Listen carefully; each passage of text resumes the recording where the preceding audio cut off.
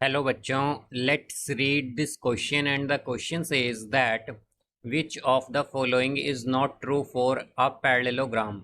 Now let's see the options. Option A, opposite sides are equal. Option B, opposite angles are equal. Option C, opposite angles are bisected by the diagonals.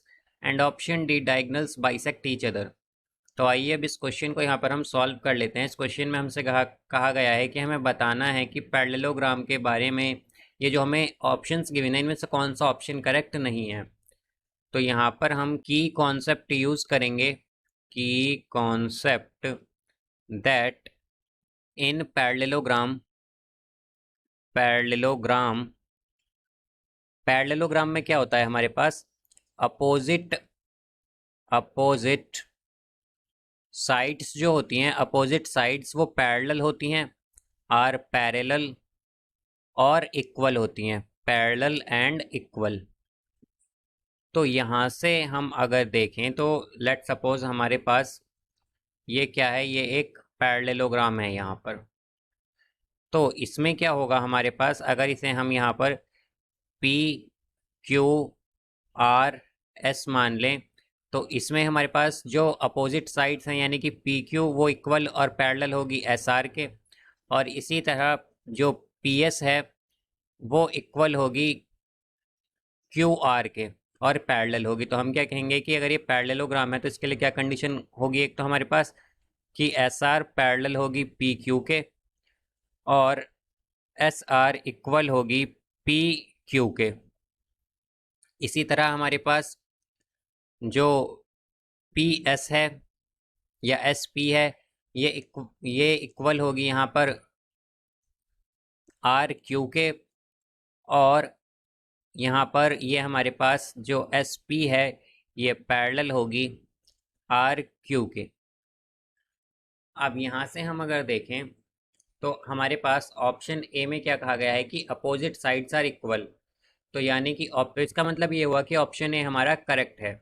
Option A क्या है, हमारा correct है, because हमने अभी यहाँ पर देखा है कि जो अपोजिट साइड्स होती हैं पैरेललोग्राम में वो इक्वल होती हैं, तो ये तो स्टेटमेंट करेक्ट है हमारे पास। अब ऑप्शन बी अगर हम देखें तो इसमें कहा गया है कि अपोजिट एंगल्स आर इक्वल। तो पैरेललोग्राम में हमारे पास क्या होता है कि अपोजिट एंगल्स भी इक्वल होते हैं, मतलब कि यहाँ पर हमारे पास जो एंगल पी है वो इक्वल होगा एंगल आर के, और एंगल क्यू जो है वो इक्वल होगा एंगल एस के। तो हम क्या कहेंगे कि ऑप्शन बी भी हमारा यहाँ पर करेक्ट है, बिकॉज ये जो हमारे पास पैरेललोग्राम होता है उसमें अपोजिट एंगल्स और अपोजिट साइड्स क्या होती हैं, इक्वल होती हैं। अब ऑप्शन सी अगर हम देखें तो इसमें कहा गया है कि opposite angles are bisected by the diagonals. तो ये स्टेटमेंट हमारे पास इनकरेक्ट हो जाएगी, बिकॉज डायगोनल्स जो होती हैं हमारे पास पैरेललोग्राम में, यानी कि जो डायगोनल्स होंगी हमारे पास, एक तो डायगोनल होगी पी आर और एक होगी एस क्यू। तो यहाँ पर ये दोनों डायगोनल क्या करेंगी, एक दूसरे को बाइसेक्ट करेंगी ओ पर। ओ हम वो पॉइंट मान लेते हैं जहाँ पर ये दोनों बाइसेक्ट करेंगी। ऑप्शन सी जो है ये इनकरेक्ट होगा, बिकॉज हमारे पास क्या होता है कि डायगोनल्स जो हैं, डायगोनल्स बाइसेक्ट करती हैं एक दूसरे को, यानी कि diagonals bisect each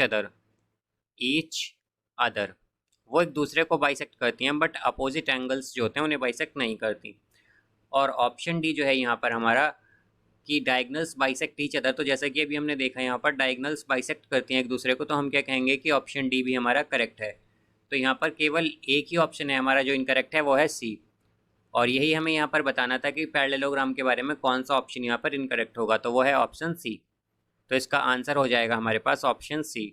so I hope you understood it well. Best of luck. Thank you.